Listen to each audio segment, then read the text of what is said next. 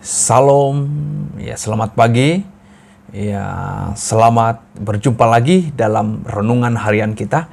Puji Tuhan, kita bersyukur dengan anugerah Tuhan sampai saat ini kita boleh terus bersama, kita boleh bersama-sama merenungkan firman Tuhan, amin.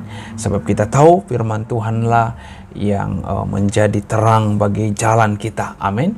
Puji Tuhan, haleluya, ya. Jemaat Tuhan yang dikasihi, dimanapun anak-anak Tuhan yang luar biasa, dimanapun berada saat ini, ya, hari ini kita akan baca Alkitab kita di dalam Yesaya pasal yang ke-31, ayat 1 sampai ayat yang ke-5. Oke, Yesaya pasal yang ke-31, ayat 1 sampai ayat yang ke-5, tetapi saya tidak akan baca semua, hanya saya baca ayat 1 dan ayat yang ke-4 ya. Tapi itu pun tidak habis, nanti Anda boleh lihat Alkitab kita masing-masing. Saya akan baca dalam terjemahan baru, ya, Yesaya 31 ayat yang pertama sampai ayat yang ke-5 dikatakan begini.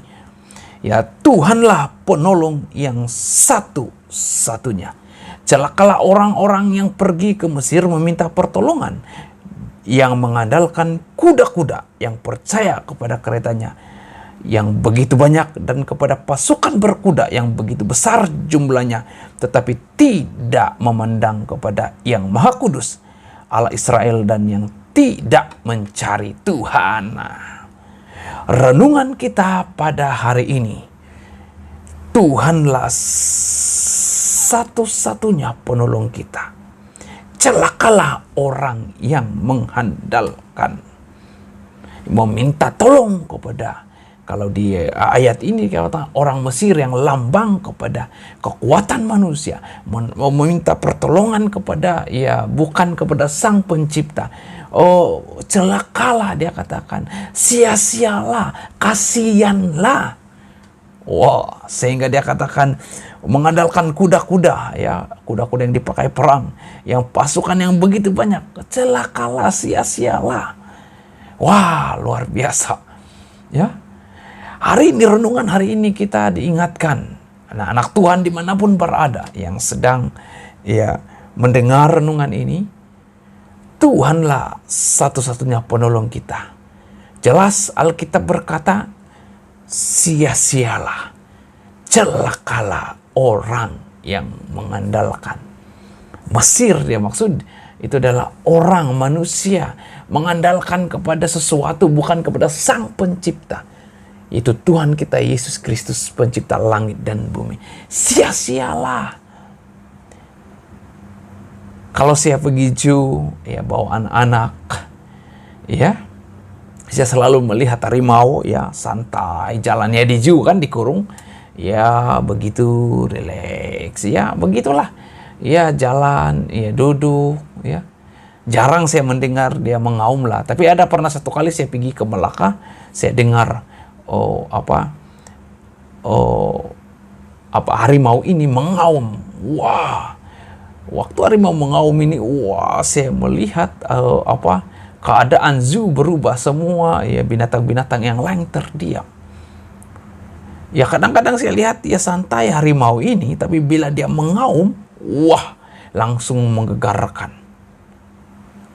Wah, luar biasa.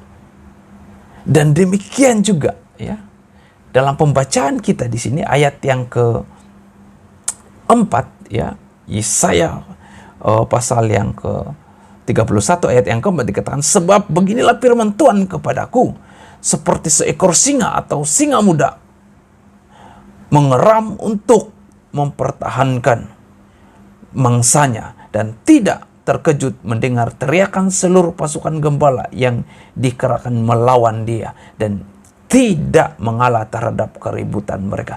Demikianlah Tuhan semesta alam akan turun berperang untuk mempertahankan gunung Sion dan bukitnya. Ada perumpamaan di sini seperti singa yang tidak terganggu dengan gembala yang coba menyerang dia, atau domba-domba dan yang lain.